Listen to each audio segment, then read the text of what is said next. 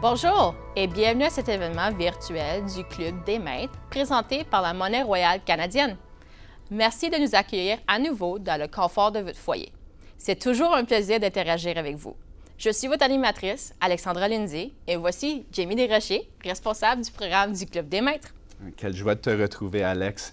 J'avais vraiment hâte à l'événement aujourd'hui. Nous avons plein de surprises pour nos membres du Club des maîtres.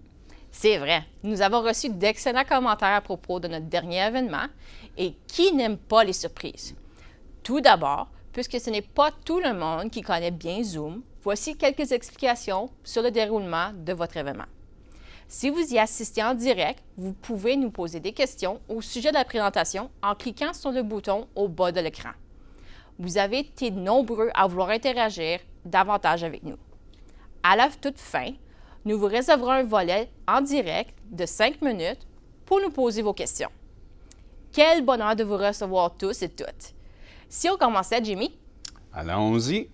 Donc, nous avons un programme tout chargé aujourd'hui. D'abord, nous recevons M. David Bergeron, conservateur du Musée de la Banque du Canada.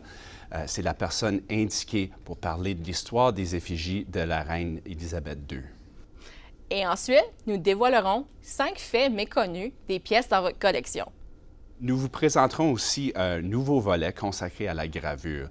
Nous verrons en détail le processus de gravure de l'ensemble des 3 pièces, un hommage à une vie extraordinaire, en compagnie de pas 1, pas 2, mais 3 de nos talentueux graveurs. Donc, vous ne voulez pas manquer ça? Non, certainement pas. En conclusion, nous vous présenterons les nouveautés du programme du Club des maîtres. Il y aura quelques surprises et même des primaires. N'est-ce pas, Jamie? Nous pensons toujours au bonheur de nos membres du Club des maîtres. Vous découvririez aujourd'hui en grande primeur 2 nouvelles pièces. Mais bon, ne gâchons pas la surprise. Alex, encore un peu de patience, tous les membres. J'imagine qu'on peut attendre à la fin. Ouais. En passant, nous souhaitons la bienvenue à nos membres du niveau argent du Club des maîtres. Les avantages des membres ont changé récemment et c'est la première fois que vous pouvez assister à cet événement. C'est un plaisir de vous avoir parmi nous. Pour notre premier volet intitulé « 4 effigies pour toute une génération », nous avons un invité spécial. Accueillez chaleureusement le conservateur du Musée de la Banque du Canada qui nous parlera de l'histoire de la production des effigies.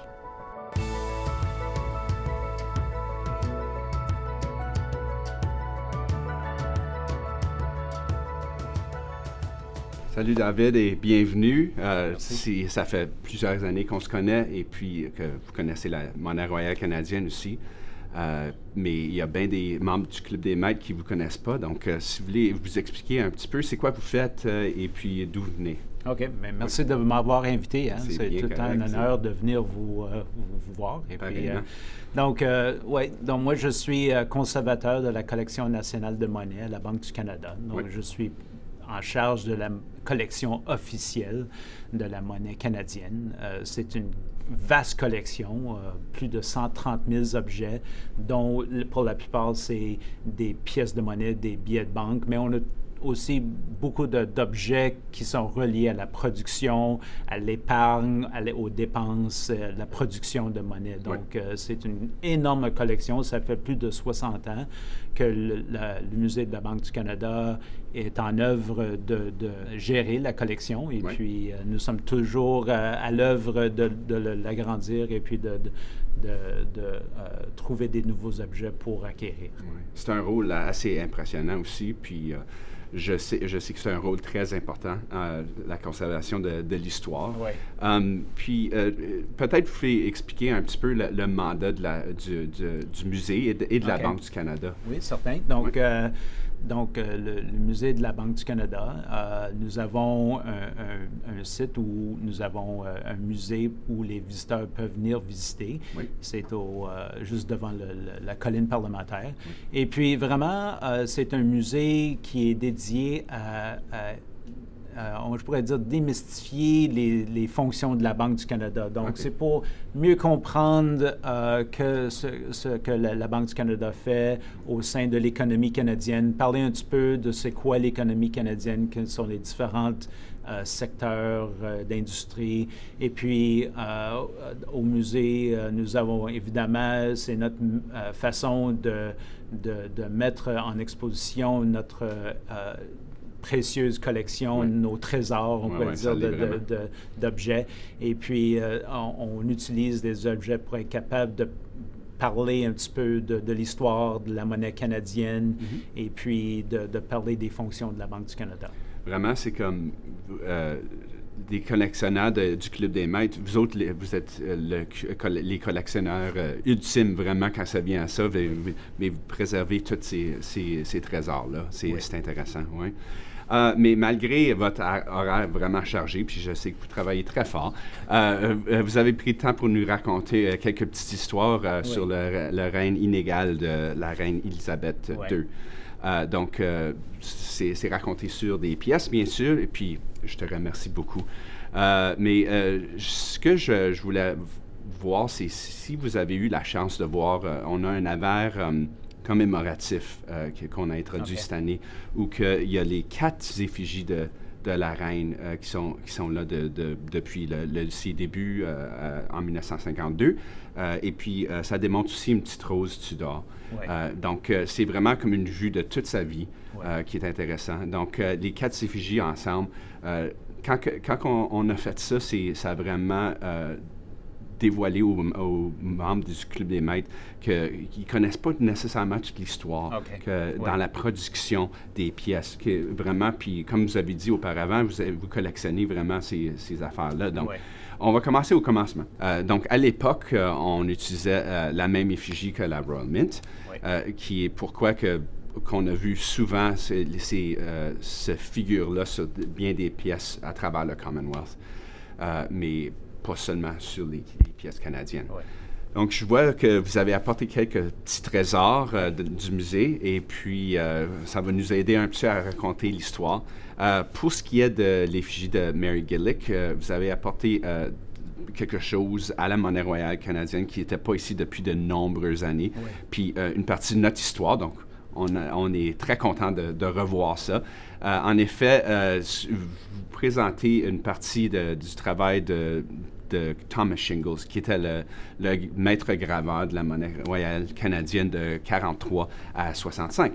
Et puis, peut-être vous pouvez m'expliquer un petit peu ce que vous avez apporté, puis son histoire. Oui, certainement. Donc, avant qu'on commence, je dois mettre mes gants. Je comprends à 100%. C'est des objets qui sont très délicats. Et bien puis, sûr. Donc, et c'est assez rare qu'ils sortent du musée aussi. C'est pas souvent.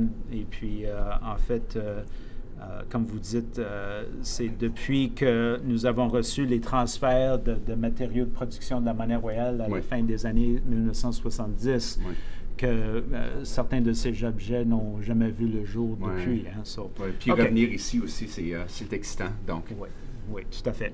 Donc, ici, j'ai un outil qui aurait été utilisé dans les étapes pour la fabrication des matrices ou les poinçons pour frapper les pièces de monnaie. D'accord. Donc, à partir du modèle que Mary Gillick aurait créé avec l'effigie de la reine Élisabeth, on voit qu'elle est très jeune dans ce portrait. Donc, comme vous avez dit, Thomas Shingles, qui était le maître graveur de la monnaie royale, bien, il a utilisé beaucoup de ses connaissances et puis il a expérimenté beaucoup aussi pour essayer de faciliter le processus de produire les poinçons, puisque souvent, Thomas Shingles, dans son expertise, souvent, il gravait directement sur le poinçon. Et puis, vous pouvez imaginer que la grosseur d'une pièce de monnaie, ça aurait été un grand défi pour être capable de produire les détails. Donc, à force d'être capable de travailler avec les modèles qui ont été créés par Mary Gillick, il y a eu des outils qui ont été insérés, on pourrait dire, dans le processus de créer les poinçons. Donc, ici, nous avons ce qu'ils appelaient dans l'industrie un galvano. Et puis, c'est un objet de métal. Et cet objet aurait été mis sur une machine ce qu'ils appellent la machine Janvier, qui a été inventée par un autre graveur. Et puis, ça aurait été utilisé pour produire le poinçon avec tous les détails qui étaient faits avec une espèce de machine qui suivait les contours et puis les détails dans le galvano. Donc, oui, c'était des outils qui étaient nécessaires parce que dans le temps que la Monnaie royale faisait la production de pièces de monnaie, il éprouvait souvent des délais parce que ça prenait beaucoup de temps. Oui. Et puis, avec la production de ces outils, ça avait beaucoup facilité la production de matrices et pour, évidemment, être capable de produire beaucoup plus de pièces de monnaie pour combler les demandes du public pour les pièces de monnaie. Donc, c'était vraiment important, un objet innovateur dans la production de pièces de monnaie. Oui, Thomas Shingle, c'est vraiment une légende à l'intérieur de la monnaie. Puis je sais, avec vous aussi, il a été très novateur quand il a travaillé pour nous. Donc, c'est intéressant. C'est beau de le revoir aussi en personne. Puis c'est quelque chose que j'ai jamais pensé que j'aurais pu voir. Mais je sais aussi que comme mandat avec le musée vous avez le mandat aussi de partager avec le Canada, comme on le fait aujourd'hui. Oui. Donc, de voir des petits trésors comme ça, c'est quelque chose que vous faites assez souvent ou? Oui, autant que possible. Donc, on s'engage avec d'autres institutions pour faire des prêts, pour des expositions. Nous travaillons sur des expositions aussi, évidemment. Mais vraiment, l'essentiel, c'est de préserver la collection pour être capable de partager ces trésors, les artefacts avec le public. Et puis, c'est pour ça que nous nous engageons vraiment, non seulement dans l'acquisition d'objets, mais aussi dans la préservation et puis de faire certain que tous ces objets sont bien entretenus. Oui. C'est ça qui est important. Puis l'entretien, pendant qu'on parle de ça, l'entretien des objets, des artefacts comme ça, c'est-tu très difficile? En général, c'est quoi que vous faites pour s'assurer qu'il n'y a pas de dommages? Oui, vraiment, ce qu'on tente de faire, c'est de créer un climat qui est stable. Okay. C'est ce qui est vraiment. Donc, quand il y a des chocs dans le climat, c'est là que des objets vont commencer à subir des problèmes ou à causer du dommage aux objets. Donc, nous avons des entrepôts dont le climat et l'environnement est très mesuré et puis pour être stable. Oui. Et puis, c'est ça qui est l'essentiel. C'est autant que possible de maintenir cette stabilité, éviter des fluctuations dans les températures ou dans l'humidité, par exemple. Et c'est ça qui nous aide à entretenir, à entreposer nos objets. C'est tout intéressant quand même, comme tu sais, quand...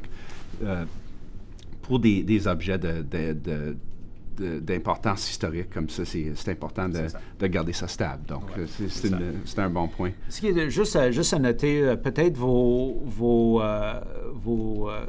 les gens du Club de maîtres seront au courant de la fameuse histoire de la bretelle de la reine, donc sur les pièces de 1953.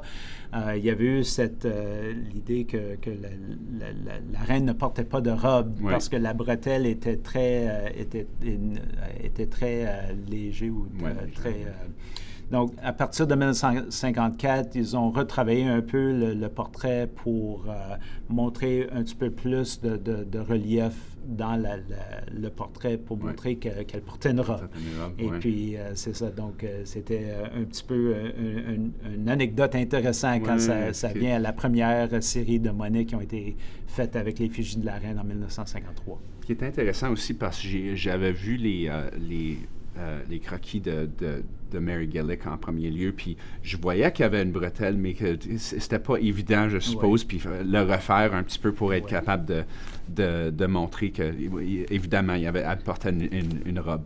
Encore une fois, donc les artistes, les graveurs travaillent avec des objets qui sont très petits, si on pense aux pièces de monnaie, et puis la relief n'est pas très profonde. Donc, c'est ça, juste à force d'expérimenter avec la frappe, mais c'est ça qu'ils ont été capables de... Surtout des pièces de circulation aussi, hein, on se comprend. On fait la masse production de pièces de monnaie.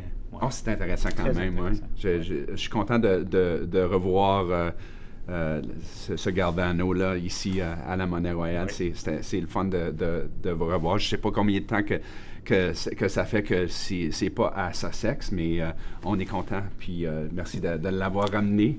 Oui. Mais c'est des belles retrouvailles, hein, vraiment, quand on fait ça. Donc passons maintenant à la deuxième effigie qui a été créée par Arnold Mackin. Elle a orné des pièces canadiennes de 1965 à 1989. Et puis, cette fois aussi, c'est l'effigie qui a été d'abord émise par la Royal Mint. Oui. Elle figure sur bien des pièces du Commonwealth, comme l'effigie de Mary Gillick. Mais avec cette effigie que le Galvano, la plaque de métal coulée, a été abandonnée pour la verre. C'est comment que ça s'est passé après ça? OK.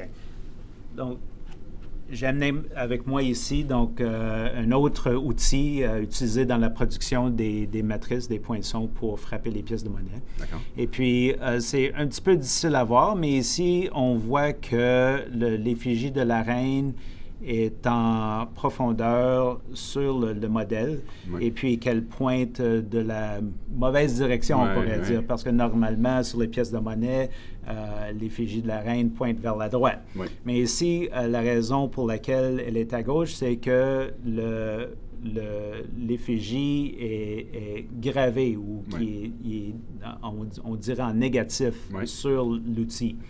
Ce qui est innovateur ici, encore une fois, d'autres produits qui ont été faits par Thomas Shingles, c'est qu'au lieu d'utiliser le métal, cette fois, on commençait à expérimenter avec des résines, des plastiques, pour faire ces genres de modèles, de ces intermédiaires. Et puis, encore une fois, c'était pour avoir un meilleur contrôle de la production de l'effigie, okay. Pour les modèles dans l'étape de faire les poinçons. Donc, ce matériel est très fin, oui. Et puis il y a beaucoup de détails. Hein? Oui. Et puis, moi, ce que j'aime de ce portrait, évidemment, on voit que la reine est plus mature et puis elle porte le diadème, oui. Et puis c'est un portrait qui est très reconnu, oui. Très populaire. Je dirais que c'est ma préférée, et puis c'est celle que j'ai grandi avec aussi. Donc, c'est une que je suis certain que bien des membres du Club des Maîtres, c'est leur préféré aussi, mais oui. c'est vraiment... Mais c'est intéressant de le voir, ça, que ça a changé un résine comme ça, puis que du métal. On voit vraiment l'évolution, mais je sais qu'on n'a pas fini non plus, donc on va continuer sur notre acheminement. Okay. Je suis vraiment content de parler la prochaine étape, parce que je suis très excité d'avoir l'occasion de comprendre l'importance du musée de la Banque du Canada dans la préservation de l'histoire canadienne. Puis c'est vraiment, quand on voit ça ici, c'est vraiment la préservation de l'histoire canadienne. Oui. Donc, pour la prochaine effigie, c'est Dora DePedrie Hunt, qui fut la première artiste canadienne à sculpter l'effigie de la reine Élisabeth II. Son œuvre a orné les pièces canadiennes de 1990 à 2003. Et puis, pourquoi c'est spécial? Bien, c'était la première fois qu'une personne qui n'était pas citoyenne britannique créa l'image officielle de la reine Élisabeth II. Donc, maintenant, on a quelque chose de vraiment intéressant pour notre public. Ce que vous avez apporté, c'est un trésor d'importance historique. Oui. Et puis, peut-être vous pouvez m'en parler un petit peu. Oui, certain. Oui. Donc, juste pour faire un repère un petit peu, donc en 1985, la monnaie royale en Angleterre avait changé l'effigie de la reine avec une qui était plus ou moins représentatif de celui qui était sur la monnaie canadienne, mais oui. C'était l'artiste britannique Raphael McLough qui avait créé ce portrait-là en 1985. Mais on estime que déjà le Canada pensait d'avoir une représentation différente de la reine Élisabeth sur les pièces de monnaie, et c'est là qu'ils ont engagé l'artiste hongroise Dora de Pederai Hunt, qui est de native hongroise, mais évidemment qui était canadienne. Et puis c'est elle qui a été engagée pour produire le portrait de la reine qui était paru sur les pièces de monnaie dans les années 90. D'accord. Ce qui est intéressant ou ce qui est fascinant ici, c'est que nous avons le modèle original que Mme Hunt aurait travaillé avec pour développer l'effigie de la reine. Donc, c'est un modèle qui est fait de plasticine, qui est sur un genre de support en plâtre pour maintenir la rigidité de la plasticine. Mais c'est vraiment cet objet dont l'artiste aurait travaillé avec pour développer l'effigie de la reine. Et puis, une fois qu'ils ont atteint une certaine finition, mais c'est de là que le modèle aurait été transféré à la monnaie royale canadienne pour commencer le développement des outils pour créer les poinçons. Donc, les autres objets que je t'avais montré, le galvano, l'objet en résine, sont les intermédiaires. C'est des étapes dans la production. Mais ici, nous avons le modèle original. Et puis, nous étions épatés que c'était après son décès que son héritage nous avait légué son modèle au Musée de la Banque du Canada pour le préserver dans la collection nationale de monnaie.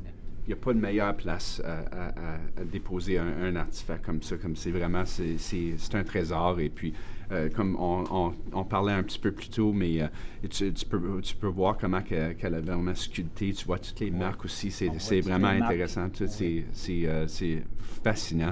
Et puis, encore une fois, comme j'ai dit, votre rôle est tellement important dans la préservation de l'histoire canadienne. Puis, en voici un exemple, vraiment. Oui, tout à fait. Et puis, à force du temps, bien, on voit que le modèle commence à craquer. Hein? Donc, c'est ça. Donc, nous nous efforçons vraiment pour protéger ces objets, faire certain qu'ils vont être parmi nous pour très longtemps. C'est très important. C'est important, oui. Donc, en prochain lieu, enfin, la dernière effigie, c'est l'œuvre d'une autre Canadienne, d'une artiste canadienne, je devrais dire, qui a suivi dans les traces de Dora de Pederai Hunt.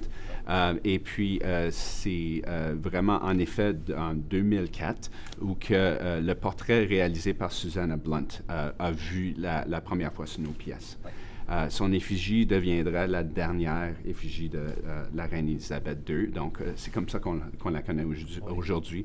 Mais je sais que vous amenez un autre trésor.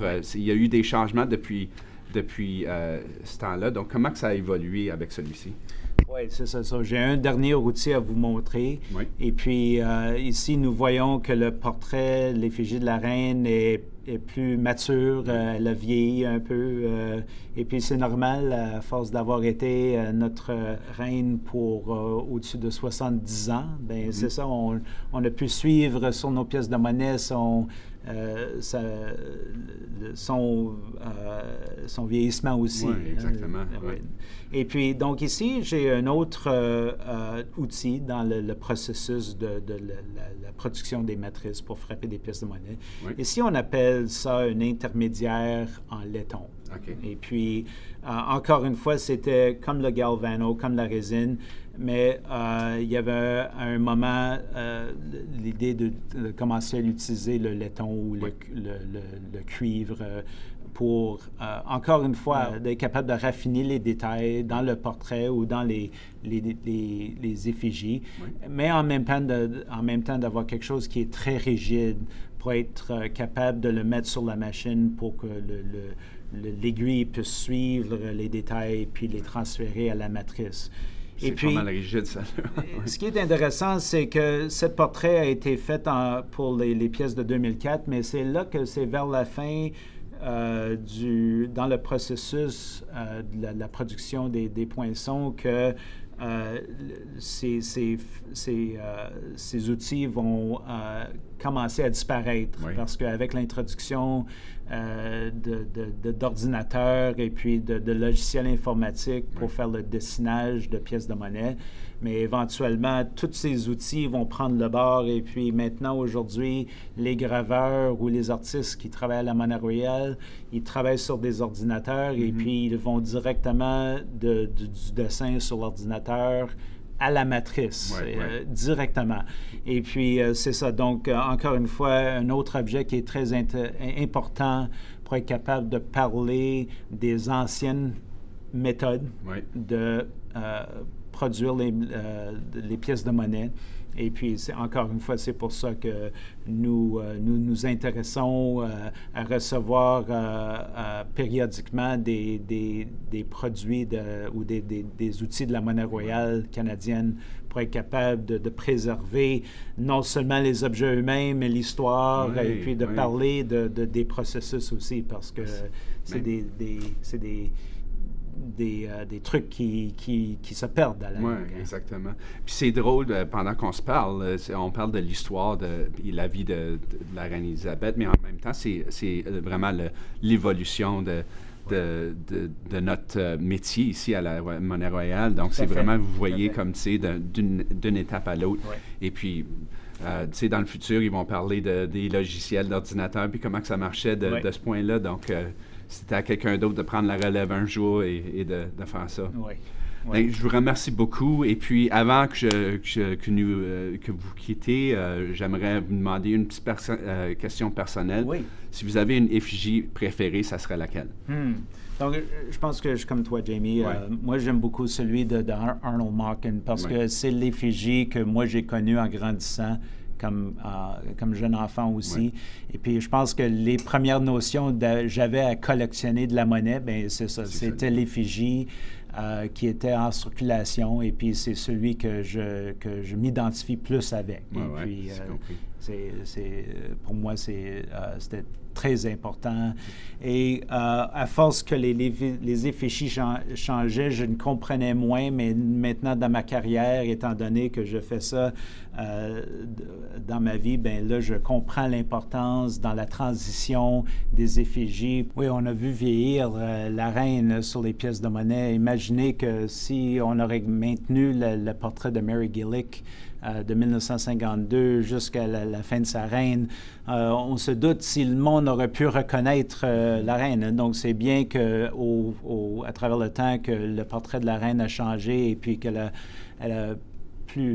pris de la maturité et puis a pu vieillir. Et on a suivi, évidemment, la vie de la reine sur nos pièces de monnaie. Donc, je vous remercie beaucoup d'être venu avec tous vos trésors. C'est vraiment très spécial. Et puis, vous êtes toujours la bienvenue chez nous. Puis, à la prochaine. Bien, merci beaucoup, Jamie. Merci. Oui, ça fait plaisir.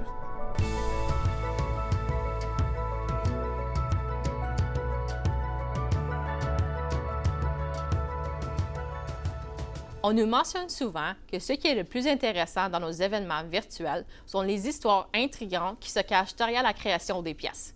Après tout, qui n'aime pas le contenu exclusif? Tout à fait. De ce côté-là, mission accomplie, avec une touche amusante en plus. Aujourd'hui ne fera pas d'exception.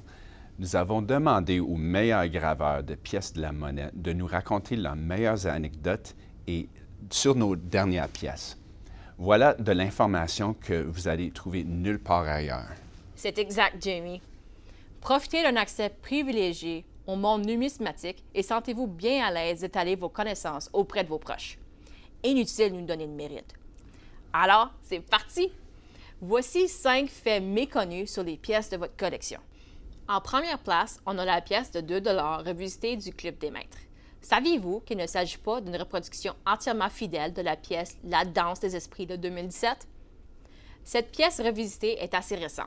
Elle a été émise lors de notre dernier lancement.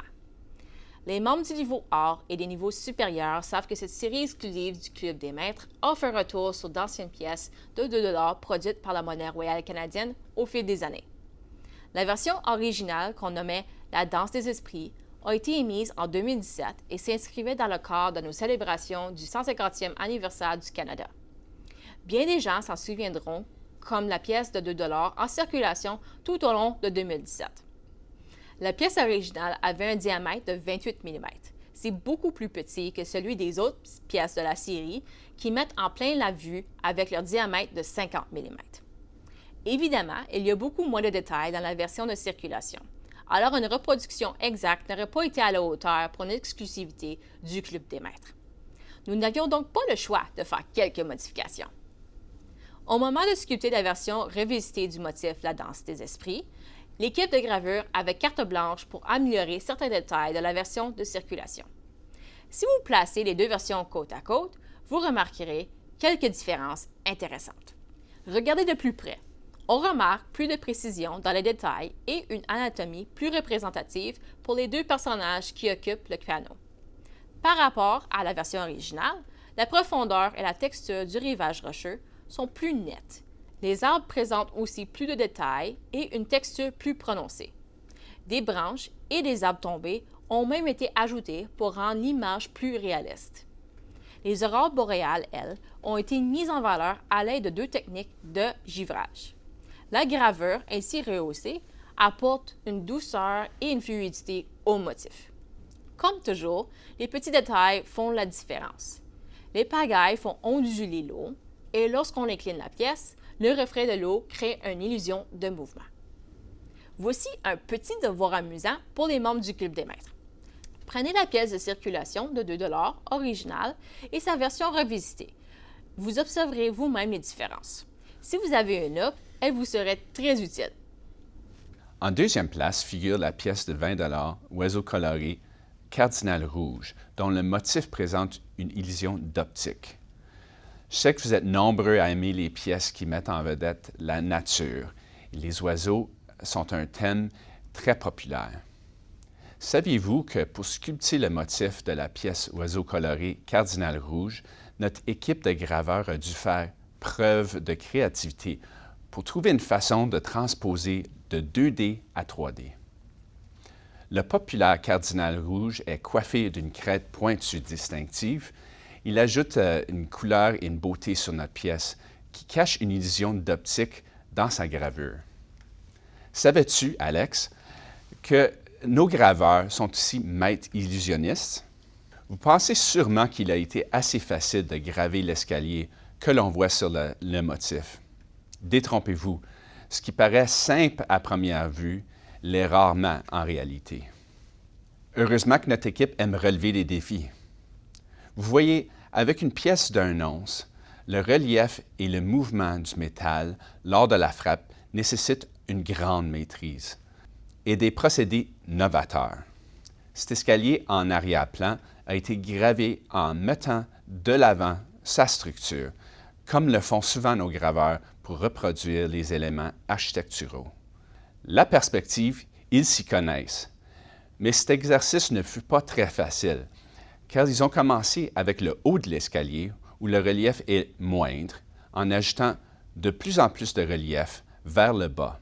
Ensuite, pour assurer que le métal se déplace correctement pendant la frappe, ils ont atténué le relief près du cordon de la pièce.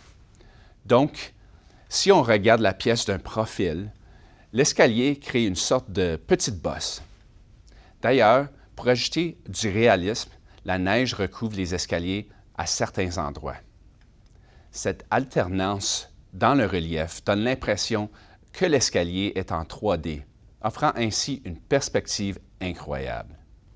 En troisième place, nous avons la pièce de 250 $ en or 2022, la couronne impériale d'apparat qui a battu un record à l'interne.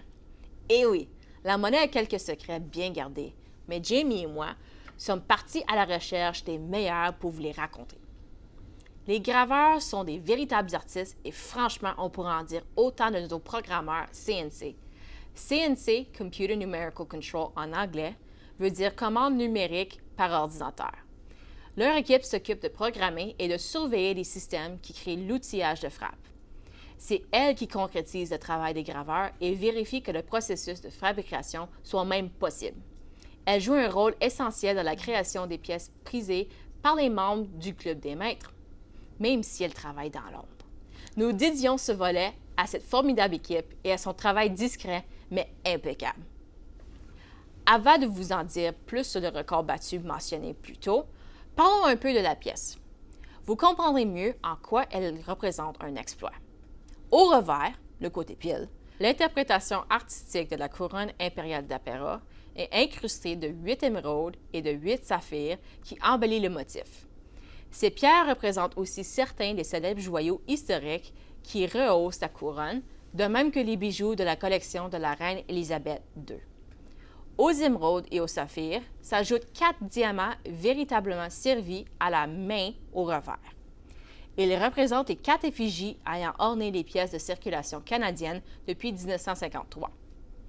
Il s'agit donc d'une pièce complexe rehaussée de plusieurs pierres précieuses. Commencez-vous à deviner quel genre de record elle a battu? Pour vous donner encore quelques indices, penchons-nous sur certains faits d'ordre général.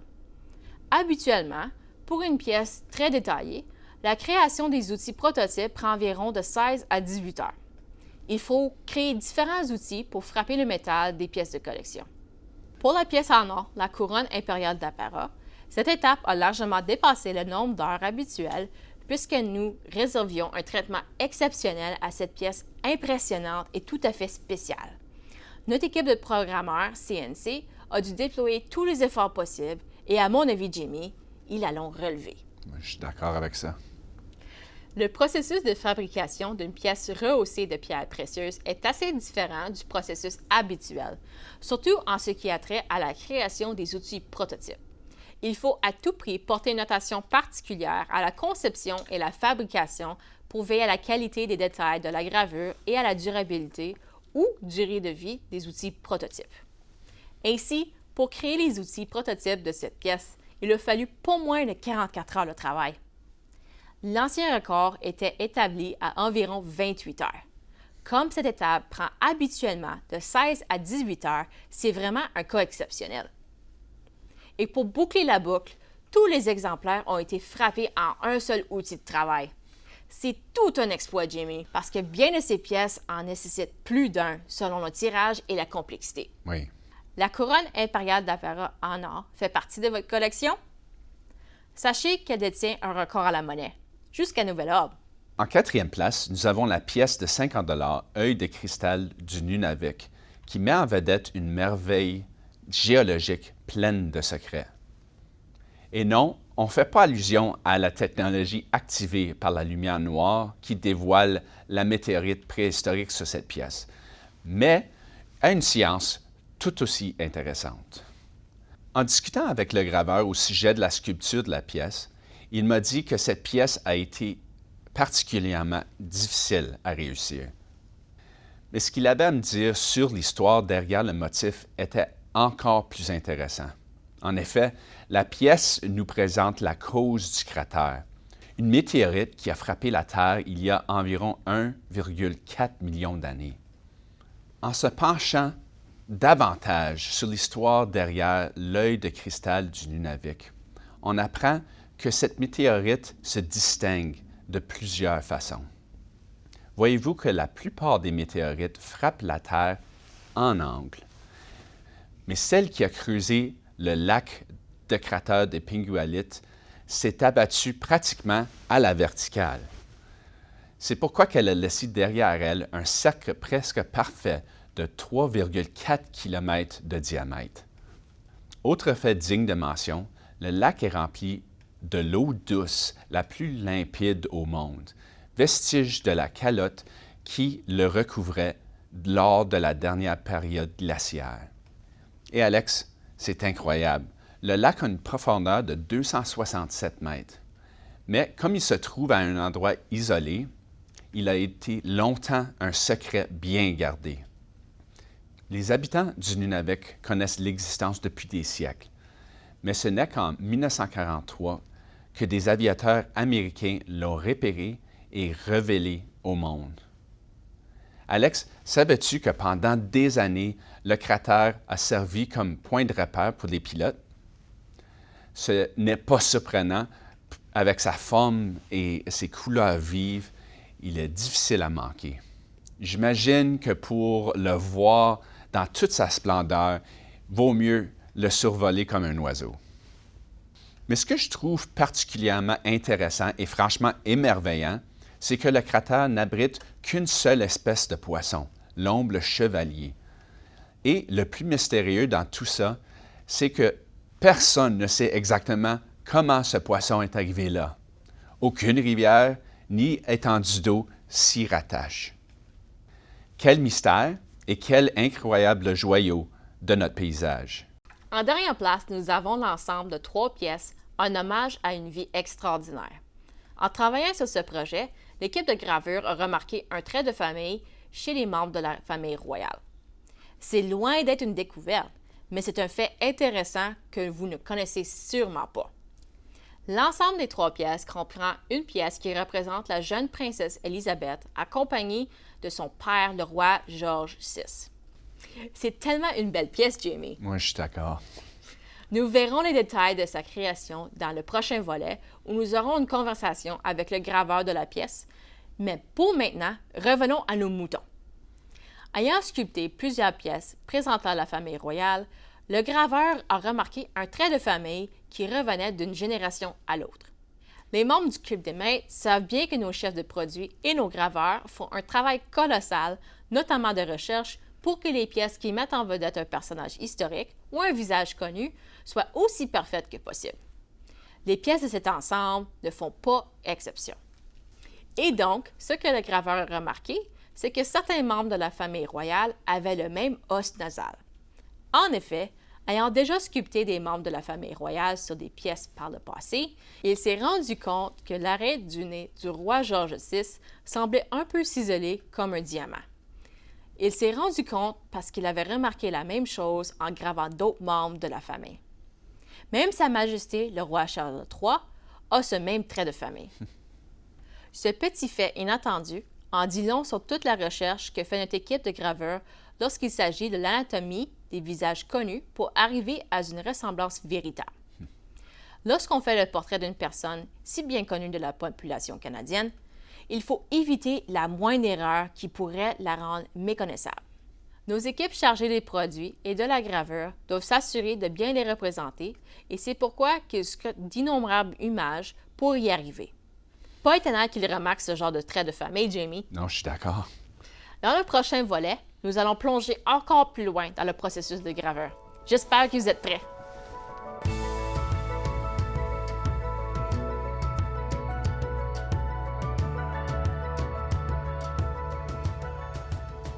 Alex, je suis convaincu que nos membres du Club des Maîtres vont beaucoup aimer le prochain volet.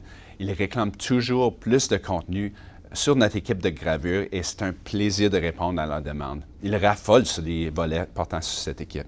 Tout à fait, Jamie. Nous savons que vous les aimez et ils ont bien hâte de vous parler sur leur travail. Sans plus tarder, place à la magie et au savoir-faire des graveurs de la monnaie royale canadienne. Pour commencer, je vous invite à vous présenter et à nous dire sur quelle pièce de l'ensemble un hommage à une vie extraordinaire que vous avez travaillé. Allons-y en ordre chronologique. Alex, depuis combien de temps tu travailles à la monnaie royale canadienne et quelle pièce as-tu gravée? So I've been at the Royal Canadian Mint for over 10 years, and I engraved the childhood coin. It's the first coin in the series. À ton tour, Eric, parle un peu de toi à nos membres. I've been at the Royal Canadian Mint for 10 years, and I worked on the Princess in the Military coin. Aïda, à ton tour. I've been at the Royal Canadian Mint for 9 years now, and I worked on the Royal Visit. J'imagine pour créer un ensemble qui illustre, en quelque sorte, la vie de la reine Élisabeth II, il faut beaucoup de cohérence et de collaboration. Une seule et même personne est mise en valeur, mais à différents moments sur une vaste période et selon une perspective complètement nouvelle d'une pièce à l'autre. Après tout, on raconte son règne en 3 différentes histoires, à 3 étapes différentes de sa vie. Alex, commençons par toi. On t'a demandé de graver la reine Élisabeth II, très jeune, dans les bras de son père, le roi George VI. La pièce a une allure d'époque authentique. Pourrais-tu nous parler un peu de ton approche sur la sculpture de cette pièce? Well, yeah, it was a vintage feel. The photograph was very authentic. It had this old world sort of look to it, some time probably before the Depression. So when any of us engravers see that, when I see that kind of artwork, that photograph, I try to sort of think about how I'm going to engrave that, how I'm going to sculpt that and do justice to that photograph. So it's just using the right approach, basically, and just making some details really soft and enhancing details where I have to, making sure that the baby Queen Elizabeth, or Princess Elizabeth at the time, had a real nice soft appearance, whereas King George at the time, or I believe Prince George at the time, Prince George, he had more of a chiseled face. He was an adult. So I just had to sculpt with that sort of mindset in place. So because it was an old world type picture, I just wanted to keep that in mind as I was sculpting and just sculpt accordingly to what I would see on the photograph. Other than the fact that they were all 38 millimeter 1 ounce silver coins, 36 millimeter actually, just to be precise on that. One of the ways that we kept it consistent and that we all worked together on was to have a banner that's on the top that has the text on it, Canada and $20, in a nice sort of reflective kind of text layout. So that was a way that we kept the whole series consistent with each other. Working on a photograph that's exceptionally larger than a 36 millimeter coin, I imagine there's some more challenges to it. Did that impact your design in any way? No, not at all. Actually, if the photograph is bigger to work with and there's more details, we have more information on what to sculpt and how to make it accurate. We do have to reference some other similar photographs that the product manager would provide us with, and that we can kind of see that this is what King George looks like, or this is what Queen Elizabeth, Princess Elizabeth at the time looked like it. And so we would just have those photographs as a cross-reference. But if it's a big image, then it just, again, gives us more information about how the cheeks would look and her nose and her eyebrows and her lips and all that information, just so that we can get a real nice, accurate representation of the Queen. Qu'est-ce que tu ressens en voyant le produit final de la pièce? I love it. It's great. I love being able to do these sort of historical type portraits and work with my colleagues here who are great professionals, and just being part of the overall larger picture with the other colleagues and with the Royal Canadian Mint. Merci beaucoup, Alex. C'était très intéressant. Et maintenant, Eric, à ton tour. Pour la deuxième pièce, Une princesse dans l'armée, la reine est adolescente à une époque particulière dans sa vie, la Seconde Guerre mondiale. J'ai appris que le portrait sur la pièce est un amalgame de plusieurs photographies de la princesse lors de son service dans l'armée. Parlons-nous un peu des défis de trouver un juste milieu entre l'œuvre originale et les photos d'époque. That's right. The art I was provided was a digital painting, presumably vetted by the palace. I wanted to make sure I captured the inspiring pose that she'd been put in. On the other hand, because she's so recognizable, I had to do a little detective work and look up some photos on my own, make sure that that likeness was bang on, because everyone knows what the Queen looks like. And due to a mishmash of photographs you've used to produce this artwork, did you have to go through extensive vetting, back and forth, to be able to get the approved artwork? Yes, the PM did a really good job of making sure that everyone involved was satisfied with the likeness. J'adore les insignes militaires qui apparaissent sur la pièce. Les détails sont extraordinaires. Comment tu réussis à faire ça?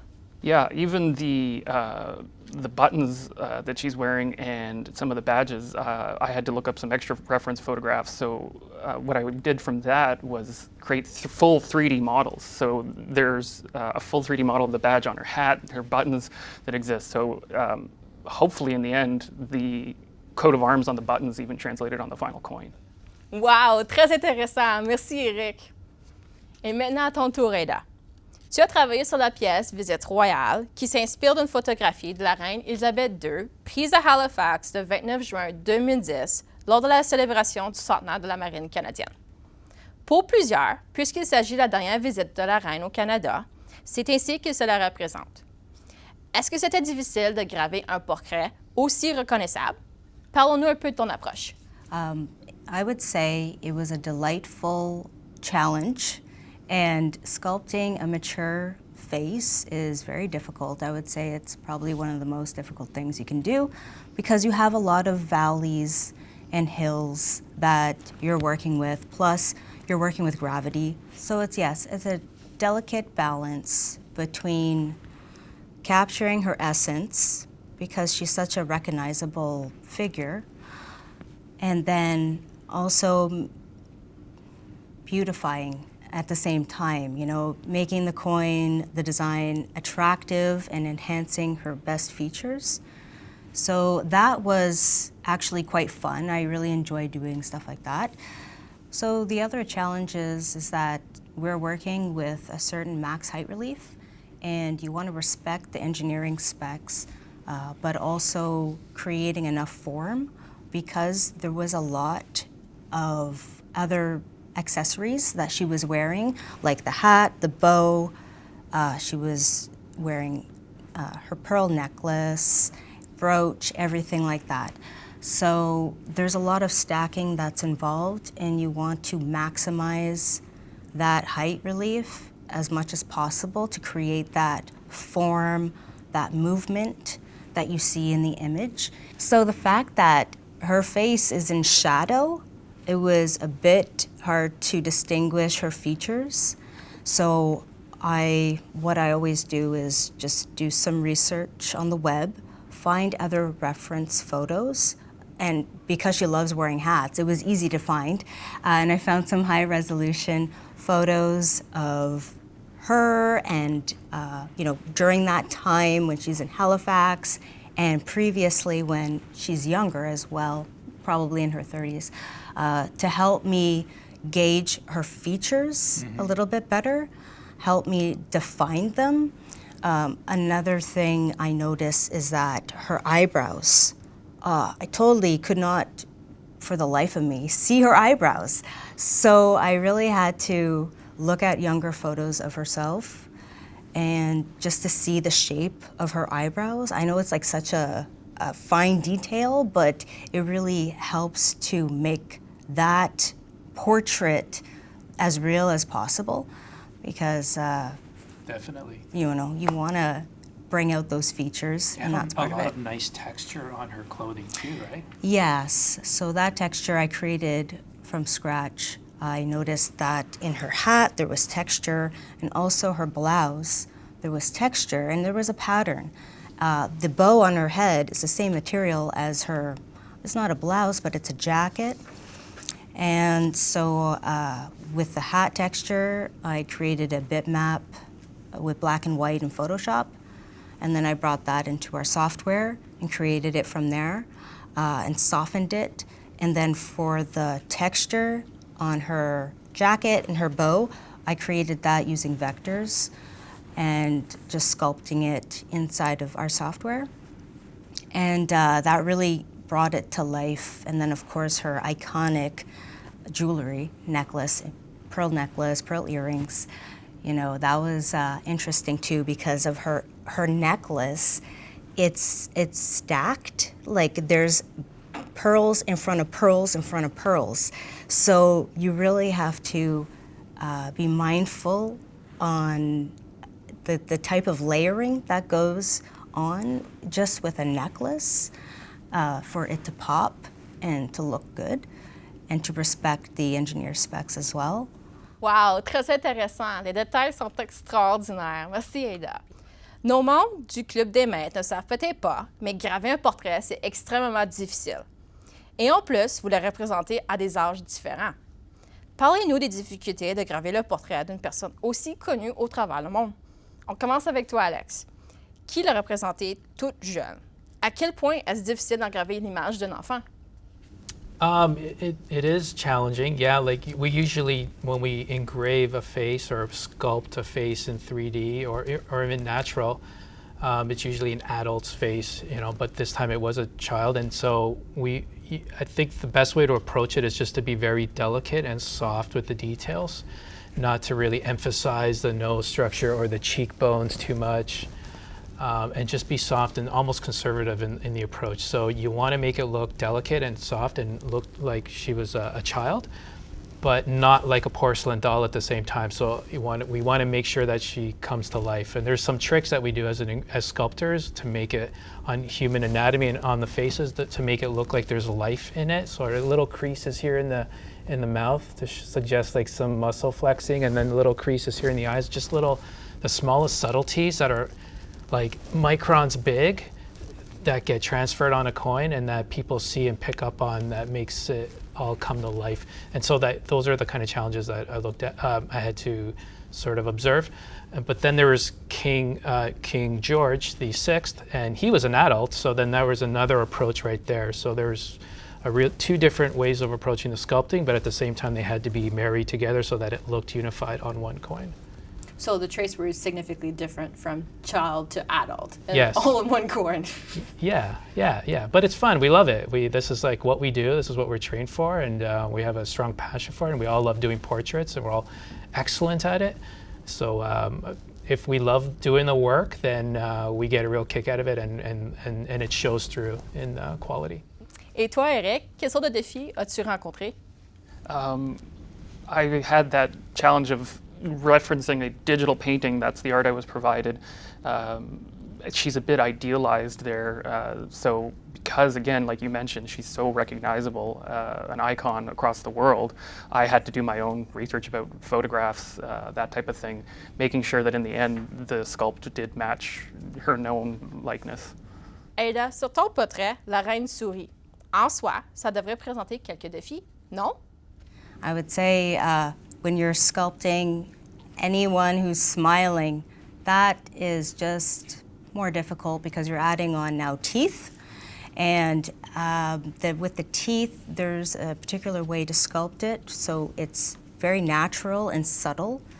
The last thing you would want is to have each individual tooth stick out and it be not very pleasant looking. So with the teeth, for instance, because she was in shadow in that reference photo that I was given, looking at other photos on the web of her smiling helped a lot because I noticed that, you know, each individual tooth is its own shape and it's kind of directed, some are angled.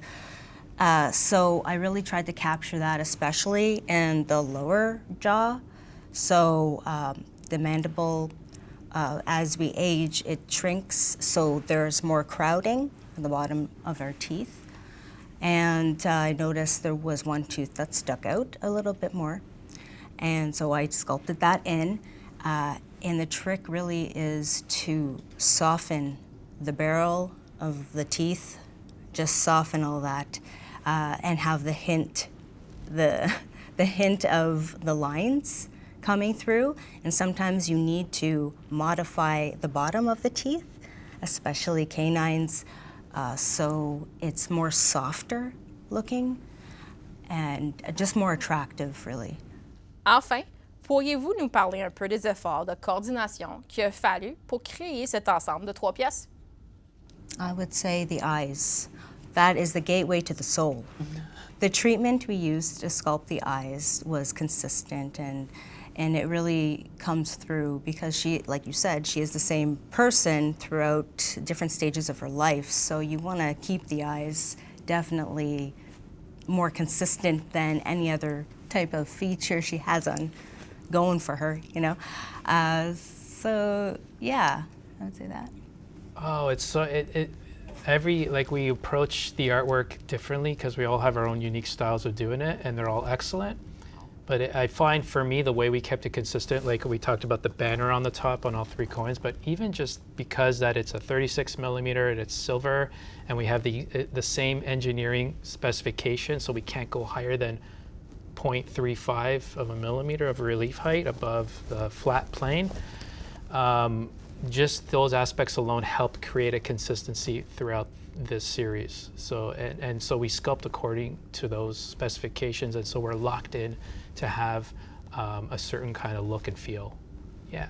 C'est très intéressant. Très belle conversation. Merci beaucoup de nous avoir rejoints et d'avoir partagé votre travail et votre passion.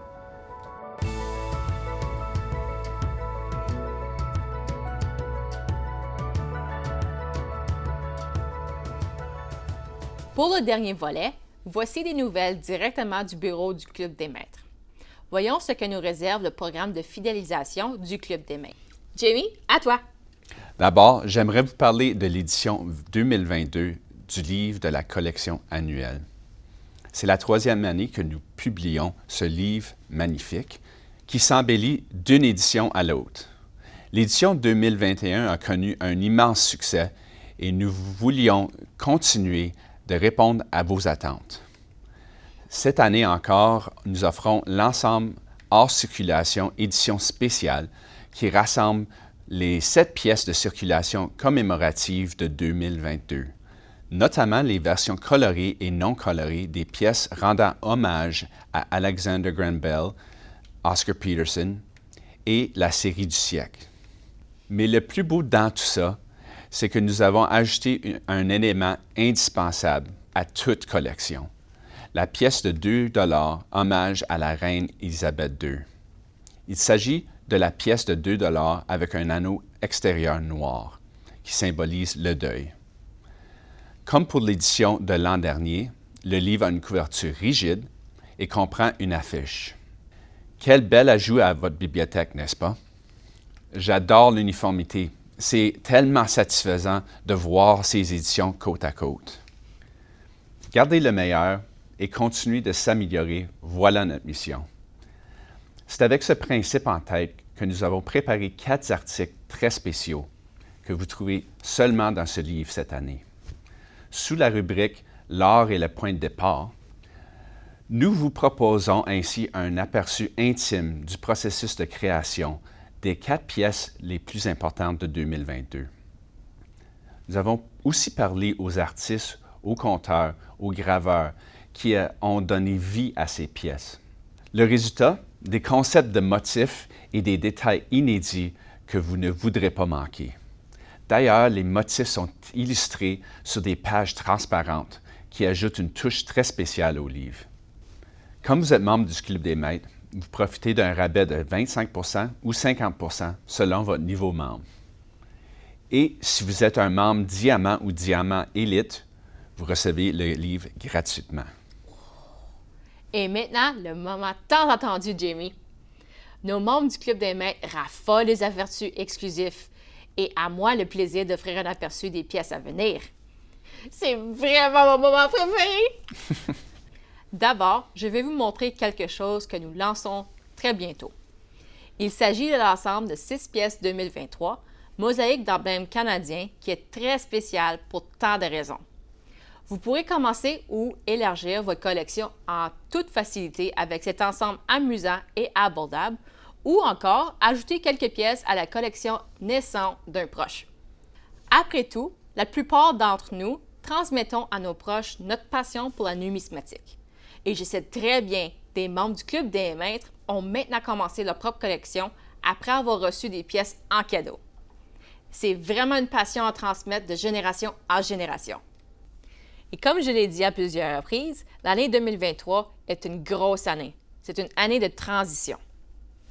Afin de concentrer ses efforts sur les hommages au règne de la reine Élisabeth II, la monnaie n'émettra pas de pièces de circulation canadienne minimisées 2023 ornées des motifs traditionnels au revers et de l'effigie de la reine à l'avers. Exceptionnellement, en 2023, cet ensemble offre la rare occasion d'admirer les motifs canadiens classiques que chacun connaît et adore, frappés l'année 2023 dans une version hors circulation. Une édition de collection de chacune des 6 valeurs nominales a plutôt été frappée. Vous la retrouverez dans cet ensemble spécial. Exclusivement, sur la pièce de 50 cents de cet ensemble, les armoiries du Canada ont été remplacées par une mosaïque d'emblèmes qui représente avec fierté l'identité canadienne en 2023.